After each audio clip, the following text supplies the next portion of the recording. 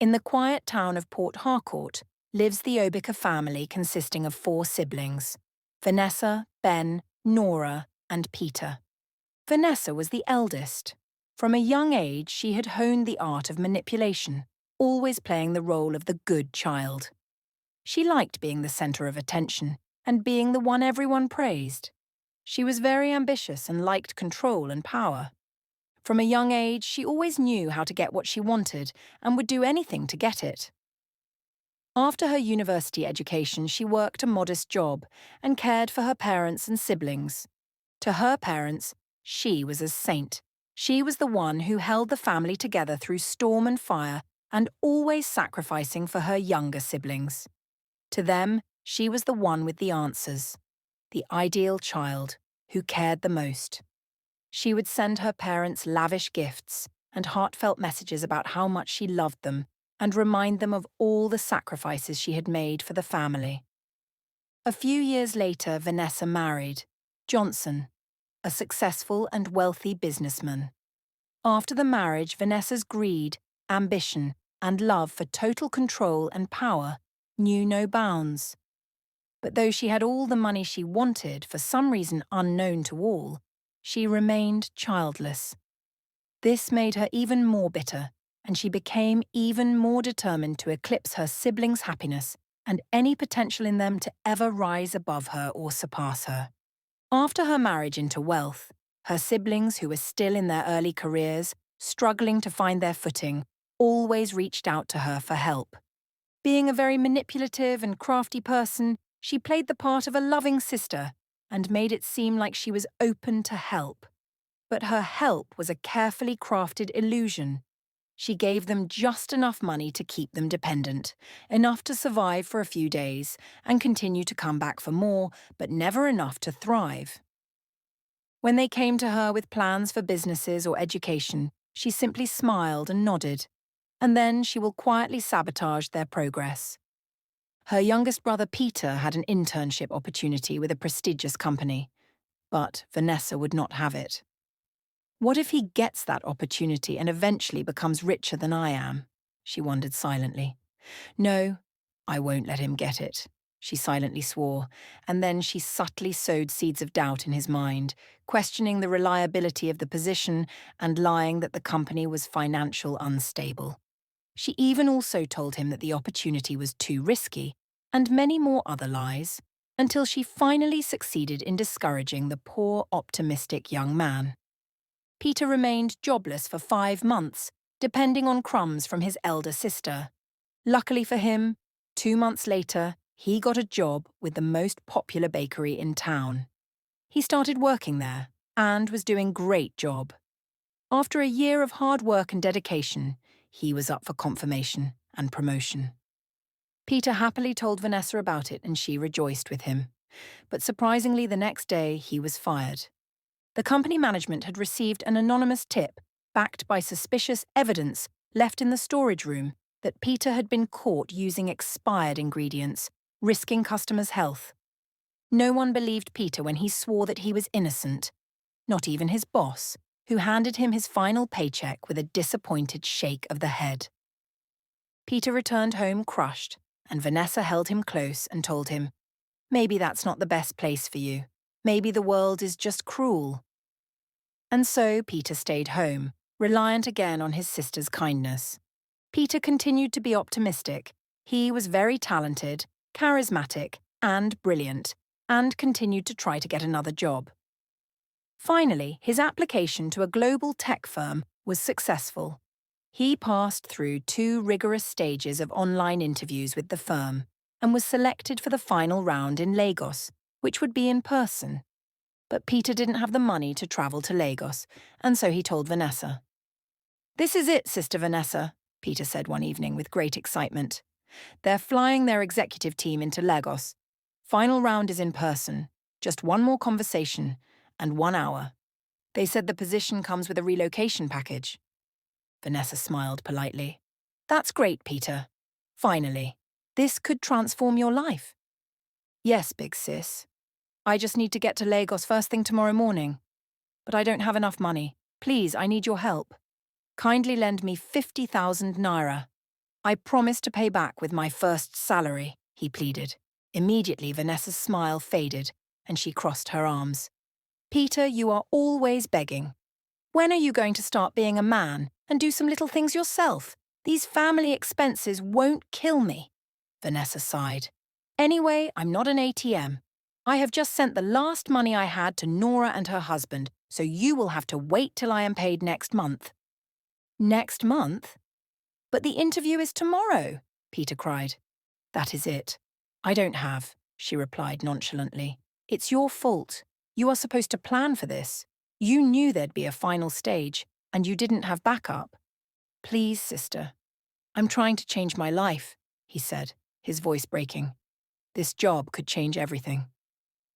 I know, but there's nothing I can do, she reaffirmed, and that was the end of the discussion. Peter nodded slowly, his eyes burning with tears of disappointment. He couldn't believe that his sister would do that to him. He tried to gather the money, but to no avail. None of his other siblings had enough to give him, and so he couldn't travel to Lagos and missed the interview just because of 50,000 naira. For her sister Nora, Vanessa went even further. She was richer than Nora, but she was jealous that Nora had a son, while she remained childless. Nora was a brilliant, gracious and warm-hearted lady. She was everything Vanessa wasn't. But life hadn't favoured her much. She married young and was struggling financially. But nevertheless, she succeeded in working her way up from waitress to assistant manager at a local restaurant in Port Harcourt. A week before she was to be made manager, the restaurant's owner received a shocking complaint that Nora was allegedly stealing cash from the money safe. Photos were sent anonymously, grainy, dark, but just clear enough to make the accusation believable. It was so humiliating. Nora was devastated and embarrassed. No one believed her. In great shame, she ran to Vanessa's house, crying, trembling, and not understanding how it all happened. Vanessa comforted her and said softly, "You tried your best, little sis.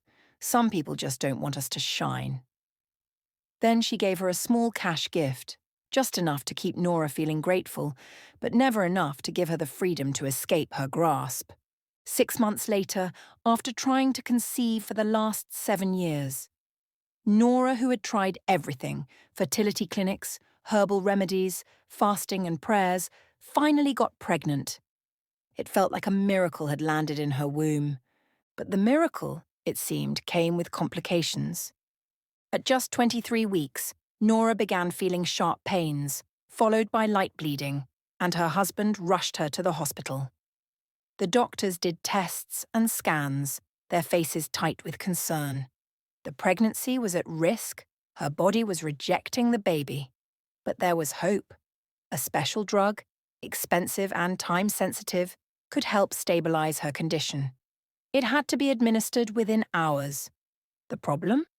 The hospital didn't stock it regularly. They would have to source it privately, and it came at a huge cost. Her husband emptied their savings, but they were still short.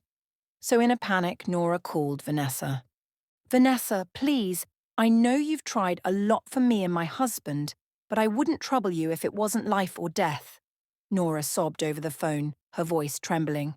"We just need 300,000 naira for a drug that will save my pregnancy. It'll save our baby. Please." Vanessa paused. "I'm sorry, Nora," she said, her voice cold with jealousy. "I have just sent 300,000 naira to Peter for his house rent. I don't have that money now. But what of your husband?" "My husband and I have spent all we have. We don't have any other person to ask," Nora pleaded. "That your husband is irresponsible. How can he not have money? Why can't he save and plan? And now you are here, begging again as always." "Well, there's nothing I can do.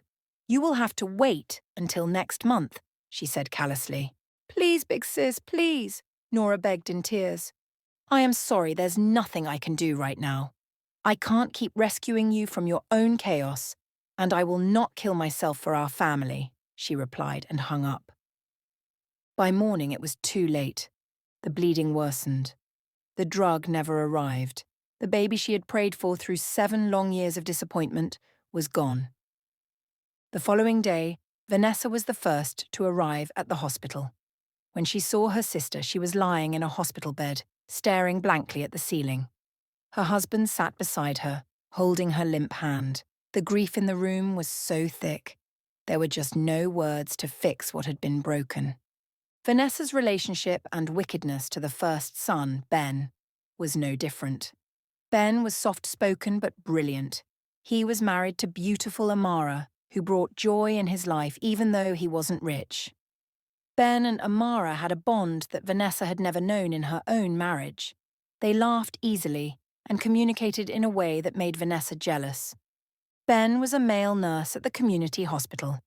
Patients loved him, and his supervisors praised his calmness under pressure. But right before his promotion to a senior nurse, an inquiry was launched because someone had reported him for mishandling medication. The person said that he'd swapped labels and nearly caused a fatal overdose. There was no proof, but hospital politics didn't wait for court-level evidence. In the end, Ben was cautioned, and his promotion denied. He would now have to work a few more years to prove himself and restore his tarnished reputation. But Vanessa didn't stop there. She also wanted to destroy Ben's happy home.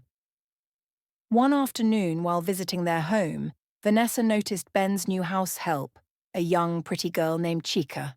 She was nice and easygoing, and the couple and their 3 children liked her. That day, Chica cooked and served them food, and everyone was happy.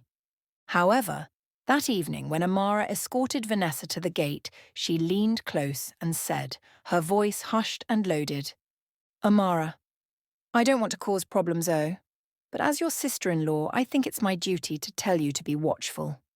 That house girl, the way she and Ben interact, it's not ordinary. Moreover, there are some things that he told me about her at my house." Amara froze. "What do you mean?"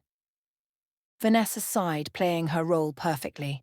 "I've been watching, and you know men are weak, especially with girls like that, always bending low to sweep and wearing short skirt carelessly. Just be careful, my dear. Open your eyes. Something is going on. She wants to steal your husband, Then she left. That whisper planted a seed of suspicion, and like poison, it grew quickly. Amara began watching Chica and also watching Ben. Innocent moments now seemed sinister. A smile became a smirk, and a thank you became flirtation. Amara stopped speaking freely to her husband, and the warmth in their home turned cold. One night, after weeks of building tension, it exploded. "Are you sleeping with her?" Amara screamed, her voice cracking. Ben looked stunned, still holding the plate he had just taken from Chica. "What? Are you out of your mind?" "I knew it," Amara yelled, trembling. "All this time, pretending. You and her, you've been carrying on in this house." The children watched from the hallway, eyes wide, while Chica stood in the corner confused and frightened. It took hours for things to calm down, but the damage was done. Ben slept in the guest room, while Chica packed her things and left the next morning, her reputation destroyed. Vanessa didn't stop and continued to create friction between her siblings. She carefully manipulated their emotions until she caused enmity amongst them. She'd tell Peter that Ben had been criticizing his career choices and tell Nora that Ben and Peter had spoken poorly of her and her husband during a recent visit to her house. This would result in a big quarrel amongst the siblings, and then she would step in as the peacekeeper, making everyone think she was the one holding the family together. Not knowing that she was the architect of the chaos, she had succeeded in keeping her siblings in a cage, dependent, defeated, and isolated. However, one day, like a house of cards, everything began to unravel. After many months of unhappy marriage, one day, Ben and Amara were having a bitter quarrel, and Amara unknowingly revealed what Vanessa told her. After the quarrel, Ben was furious and stormed Vanessa's house with his embattled wife. "You nearly ruined my marriage with your filthy lies," he barked. Vanessa raised her eyebrows. "Lie? What are you talking about?" she asked, feigning surprise. "Liar! What did you tell Amara?" Ben raved. "She is here. Say what you told her." "To Amara, I only told her to be careful. I said what I saw. It's a lie. You told me that Ben told you things about Chica in your house, that Chica wants to steal my husband, Amara corrected. You saw nothing, and I told you nothing, liar, Ben said, shaking with rage. You imagined it. Or maybe you wanted it to be true for me, my wife and my family. Do you know what you've done to me, to Amara, to Chica, to my children? For the first time, Vanessa had no words. She had been caught red-handed. Later that day, after Amara and Ben left her house in anger, they made peace and lived happily again as husband and wife. A week later, Peter and Nora came to visit Vanessa, and then Peter wanted to do a quick job application, so he borrowed her laptop. Not long after, a random notification pinged. Curiously, he clicked on it, and an old draft email opened. But what he discovered drained the blood from his face. It was a detailed message to her siblings' different bosses, outlining the exact false health risk and violations Peter posed at the bakery. Another folder had photo edits, screenshots that framed Nora at restaurant, and there was another message to the hospital board, accusing Ben of negligence. Just like secrets never stay buried forever, one by one, the lies continued to unravel. The most painful part was when Peter confirmed from Nora that Vanessa never gave her money on the exact day she lied that she sent her money, which made him lose the job with a global tech firm because of only 50,000 naira. And Nora also confirmed from Peter that Vanessa never sent him 300,000 naira for house rent, which made Nora to lose her baby. Nora and Peter invited Ben over to Vanessa's house immediately, and a lot of other lies were uncovered. It was really horrible. They discovered that she wants them to be failures in life. She wanted them to be solely dependent on her, broken and needing and worshipping her. And she had been manipulating, dividing, and controlling them through lies, intimidation, and cruelty. It was indeed very terrible. When they confronted her, surprisingly, Vanessa didn't cry. She didn't even deny it either. She just replied, "At least I helped you all in the end." Her siblings were shocked beyond measure and left her house in dismay, vowing never to speak to her again. Vanessa continued to enjoy her riches and money alone, while her sibling worked hard and eventually picked themselves up and began to thrive. She continued to bask in her wealth, status and power, but one day she fell sick. It started as fatigue and then fever. Her bones ached, her skin itched. Finally, it was confirmed that she had a rare autoimmune disorder, which was aggressive and incurable. She was flown abroad and her husband spent millions on specialists, yet nothing worked. Finally, they brought her back to Port Harcourt and kept her in a care home to slowly retire to her grave. In the care home, no one visited her, not even her husband. She was there alone, frail, quiet, skin pale, tubes running in and out. One day, a nurse asked her, "Why hasn't anyone come to visit you? Don't you have any family?" "What of your children?" the nurse asked. "I am childless," she slowly and sickly replied. "What of your parents?" the nurse asked. "They are in the village. They are too old," she answered. "What of your siblings?" the nurse asked again. But Vanessa remained silent, with tears running down her sunken face. She had learnt that, no matter how long evil wears a crown, karma never forgets. A week later, the nurses found her lifeless, and her husband came to claim her body and give her a quiet burial. Thanks for watching. Please subscribe, like, share, and leave a comment below to tell what you think about the story.